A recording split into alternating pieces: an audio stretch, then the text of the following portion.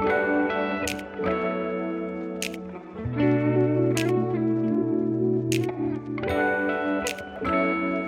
everybody, my name is MK and welcome back to my cruising channel. So on this channel, I will do my best to give you a few tricks on how to survive life on a cruise ship because it is a survival sport. You know, you just need to be prepared in every single way possible. So you just got hired by a cruise line and I'm sure you're asking yourself, how is my first day gonna look like? Okay, so this is you walking with your bags. Okay, so this is after they've booked you into a hotel, because what usually happens in my case, I'm sure it would be different from cruise line to cruise line and also from company to company, depending on which company you work for. But I personally work for the best company in the world. So yeah, anyway, I'm going to be a bit biased. So they will fly you from your home country, from your hometown. They will fly you. Even if you live in Bulawayo, Zimbabwe, they will make sure that they get you on board that plane. So basically, from the time you leave your house all the way to the point of you entering the ship, you are their responsibility. So they will take care of you, all your food expenses and stuff like that. But I'm not saying go crazy and start ordering fancy dishes, you know, like what's a fancy dish? Like your seafood platters, you know, costing hundreds of dollars. No. And then what happens next is they book you into a hotel. With me, they booked me into a hotel and I spent a night at the hotel. Very beautiful hotel, close to the ship dock, because they try as much as possible to make it easy for you.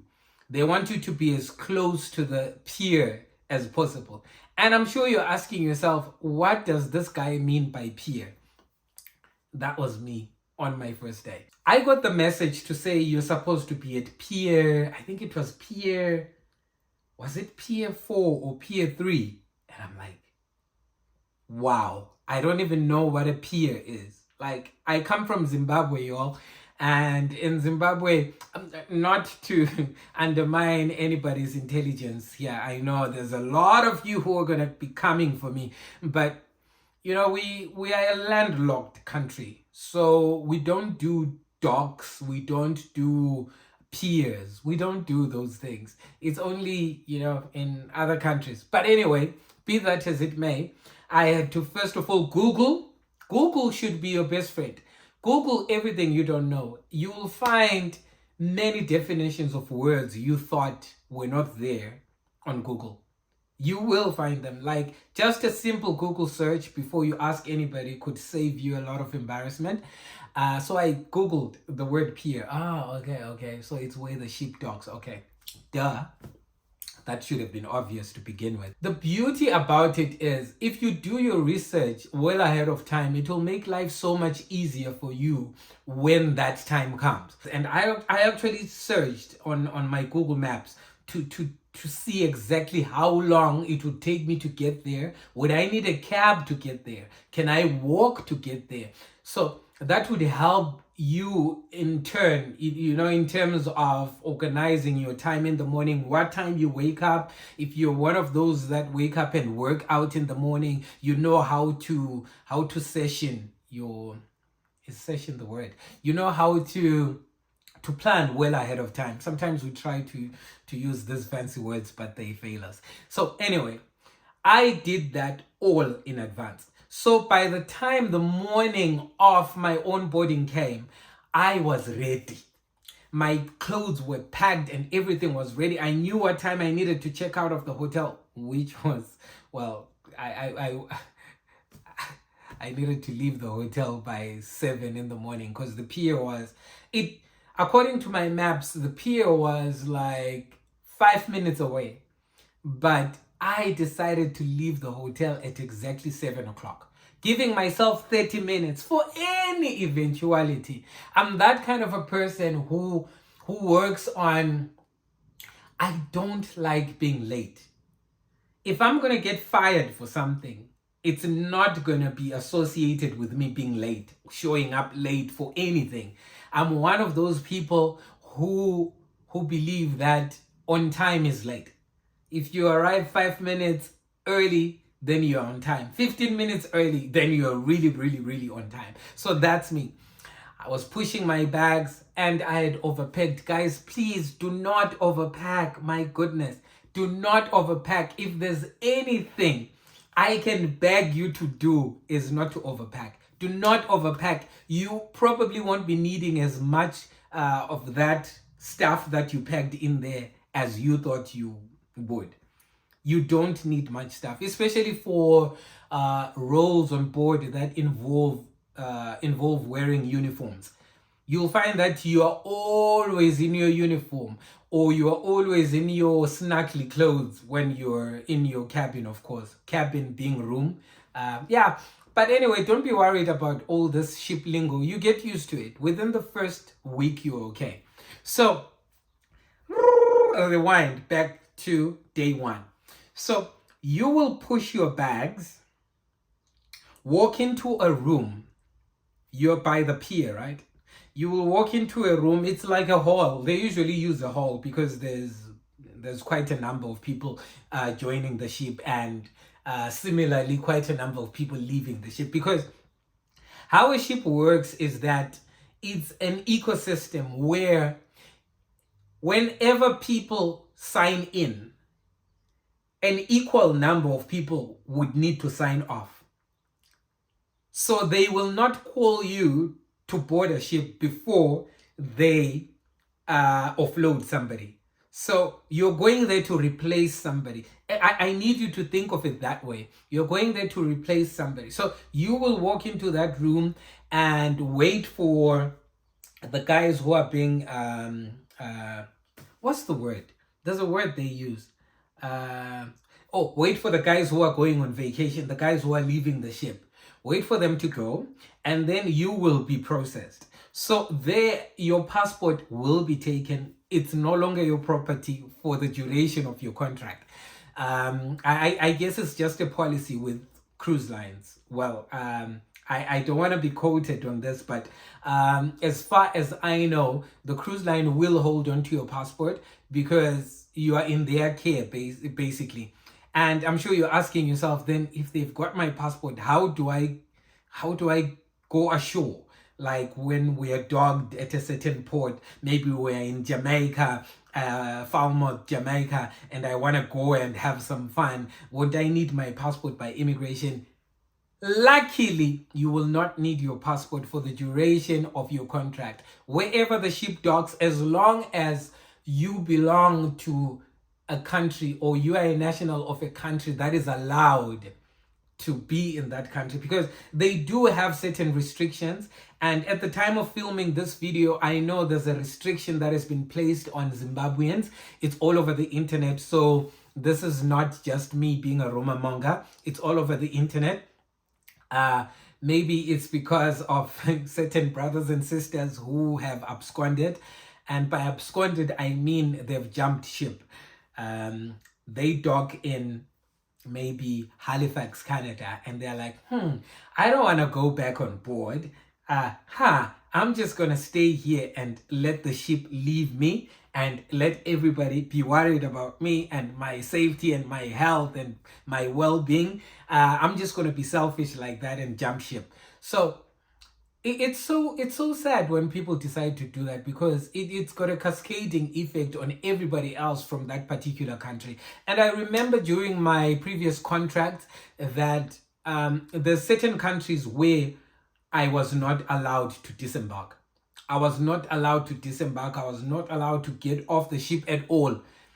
There would be a list of countries, that are not allowed in that particular place. Like a list of there would be a list of all the, and of course they do revise that from time to time. They do revise that. But anyway, so they've processed you. I know I'm a good storyteller, hey? You're still watching. So they process you, take everything, give you your name tag, which is already prepared, Mine said, the first one said Mukululi, but Mukululi was so difficult for everybody to pronounce. So on my second contract, I got it changed to just MK, not just MK, like as in, you get it.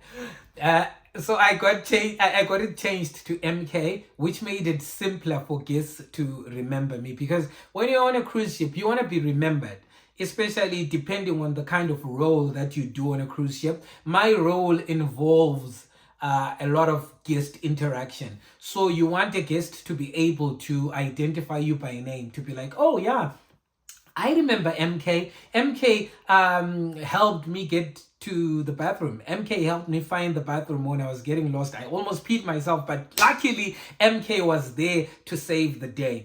And at the end of the cruise, obviously, they will give you a good rating. So that goes a long way in the cruise ship industry. But we're going to get to all of that in terms of how to handle yourself, how to survive your contract. I'm going to do a specific video relating to that. So after they processed you and given you everything, including your envelope containing your room key card, which is usually your CPAS card. So the CPAS card is where you would load your money. You go to the crew HR office. There's an HR office on board specifically dedicated for the crew. So you take that card. That card is your ID, basically. So it depends on the ship that you're on. I was mainly on Royal Caribbean ships. So they would give you that card. That card would open your room, and on the same card, you're able to load cash.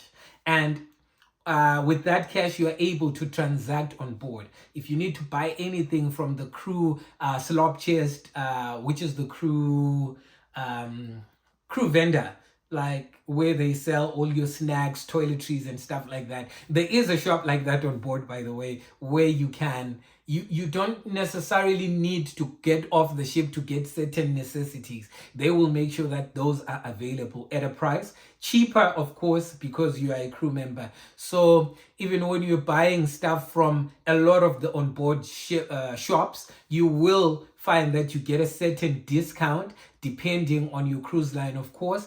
But that's one of the perks that come with being a crew member. And I'm also going to do another video stating all the benefits of being a crew member. So this is even more reason why you should hit that subscribe button, so that you get the lowdown, you get all the information from a person who has lived the life, a person who has walked the journey, a person who got nominated for Employee of the Month on Royal Caribbean Wonder of the Seas, which is the largest cruise, well, it was the largest cruise ship, the largest the largest cruise ship in the world. As at 2023. Now it's Icon of the Seas, of course, which is a beautiful ship as well. But yeah, I know how to find my way on board. I know how to connect. Anyway, so you will then be directed by somebody from HR. They've processed you. Everything is done. It may take a while. I think I was there for like 4 hours waiting to be processed. Maybe because I decided to be there, or I was told to be there very, very early. We only started being processed at 11 in the morning after arriving at 7:10 in the morning. So do make sure that your timings are good. And like I said, the more you know about how close or far your ship is going to be docked, the better for you. Then you walk across the gangway. What is a gangway? A gangway is that bridge between land and the ship. So there's usually a bridge that connects. It's a bridge that allows people to disembark or embark a ship. So you're walking along the gangway, looking sideways and thinking, take it all in, guys. Like, if there's anything I'm going to advise you on, take it all in, breathe in that air before you take your feet off solid ground. So breathe in, inhale, take it all in, soak it all up, and be like, it's been nice knowing you land. It's been nice knowing you, Land, especially if you're going to be doing one of those itineraries where you maybe after embarkation day, it's 2 sea days or something like that. It does happen where you spend 2 days at sea until you see another piece of land again. So take it all in and be in the right mind, be in the right spirit, and be like, I wanted this. On my resume, I clearly stated that I'm highly adaptable. I even quoted Stephen, is it Stephen J. Rowling or whatever, who said,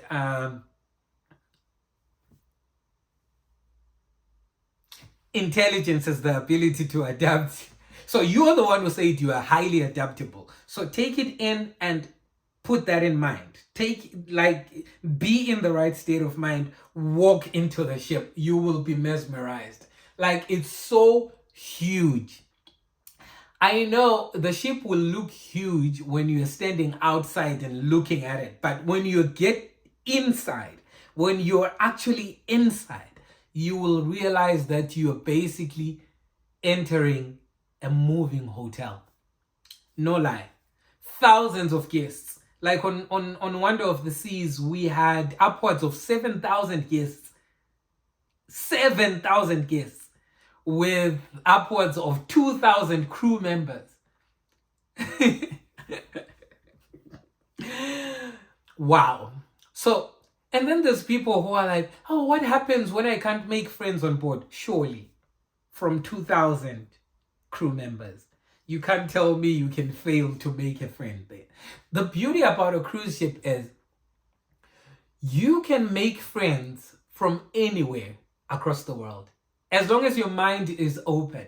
Because a lot of us go in there with our limiting beliefs in our minds. We tell ourselves, okay, no, my friends can only be people of the same skin color as me. My friends can only be people of the same faith as me. My friends can only be people from my department. You will find that some of the best friends you will ever make on a cruise ship are people who do jobs that are totally unrelated to what you do. But the problem is, let me rewind that statement. Let me cancel that statement, because there is no job that doesn't link with another job on a cruise ship. It's an ecosystem. Remember, I did say it at the beginning, and you need each other on a cruise ship. You will need the guys from housekeeping. Yeah, housekeeping, those ones, you will need them. You will need guys from the restaurant department. You will, depending on your job, you will find that the more friends you make from different departments, other departments, the easier life will be for you, because you won't have to. There's certain perks. Just take my word for it. Just be nice to everybody, and do not pretend. Do not pretend to be nice when you're really nasty.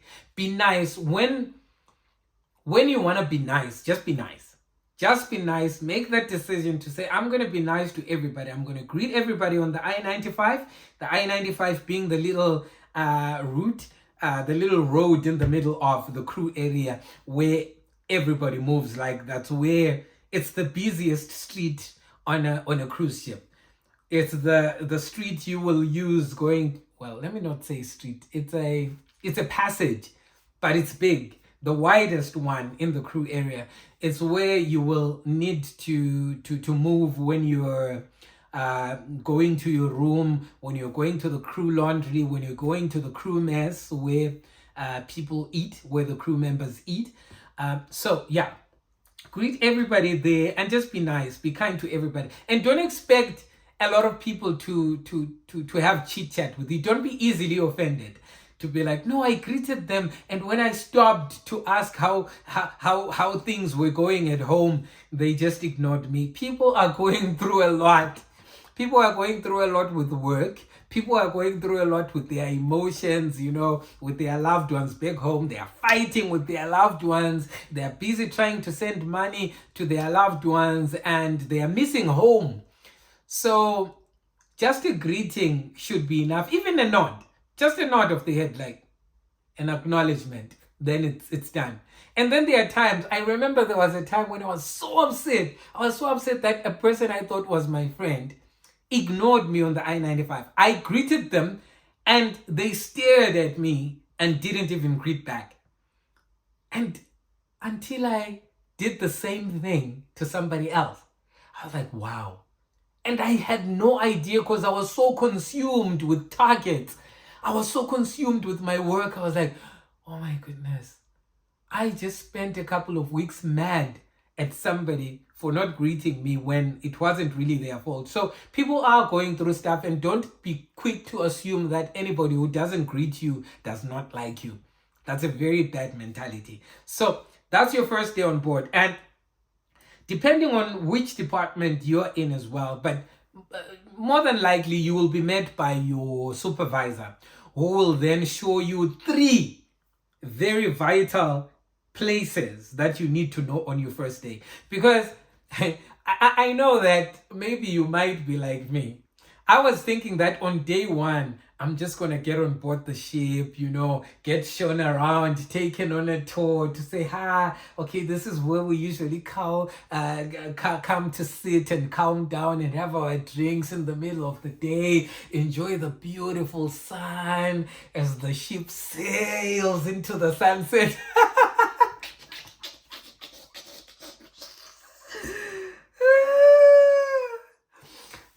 That will never happen. So it will happen, of course, on certain days, but it will not happen frequently.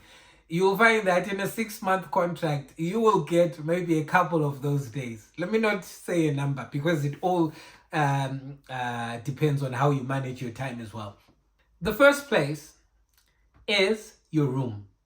How do I find my room? How do I get to my room?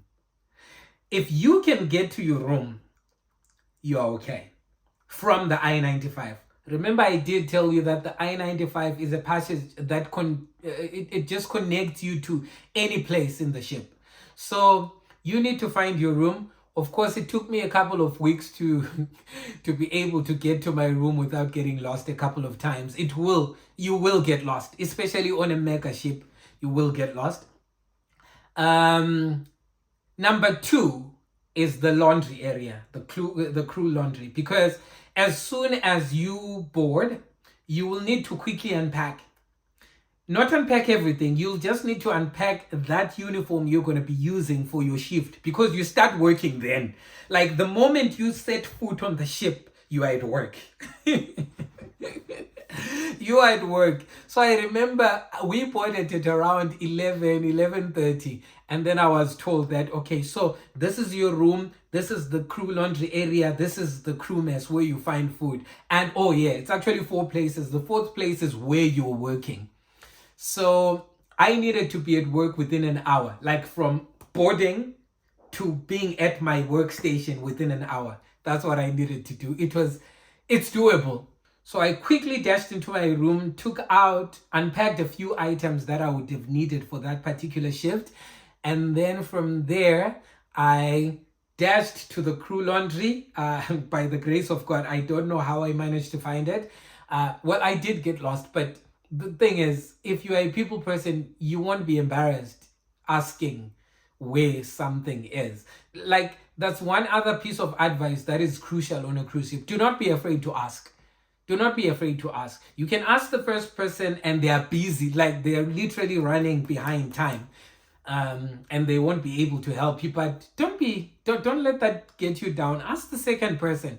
They will help you. And I remember oh my goodness, I've been helped quite a number of times, because I was prone to getting lost quite a number of times on the ship. So there's people who will literally abandon their duty. Depending, of course, they will abandon their duty and take you to where you need to be, and actually give you tips on how to remember, how to memorize getting there. So I got there, ironed my clothes very quickly, went into my room, did a quick shower, got into my uniform, went into the crew mess, got food, inhaled food. That's something you'll have to do quite a lot on a cruise ship as well.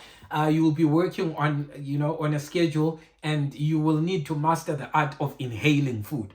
So I quickly inhaled food, and I found my way to my workstation. So the rest, everything after that, it's just a blur.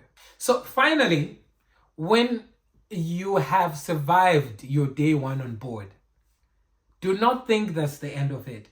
That's the beginning of many similar days on board. It kind of gives you the Groundhog's Day vibes, if you know what I mean. So the more friends you make on board, the friendlier you are on board, the easier life will be for you, because every day will be a new adventure. So yeah, but once you get the hang of it, nothing beats ship life. Nothing beats ship life. It's so beautiful. It's like, imagine living in a country with 85 other nationalities in the same country, in the same ecosystem, where you're not judged by the color of your skin, where you're not judged by your quality of English. No. Everybody, of course, English is a standard, because most of the cruise ships do sail around the Caribbean, docking in US ports and stuff like that. Most of the clientele is from the USA. So you gotta have a certain command of the English language. But in the crew areas, in as far as crew is concerned, you are not judged according to that. People just like you for who you are. Anyway, I hope those few words will help somebody who's just about to embark on a journey of a lifetime. I wish you well. And if ever you need any kind of advice, don't be shy. Come, reach out to me on my Instagram page. I've linked all my social pages below. I've linked all of them in the description box below. So do reach out. I could give you a few tips that could save you a lot of trouble. So until I see you again, bon voyage.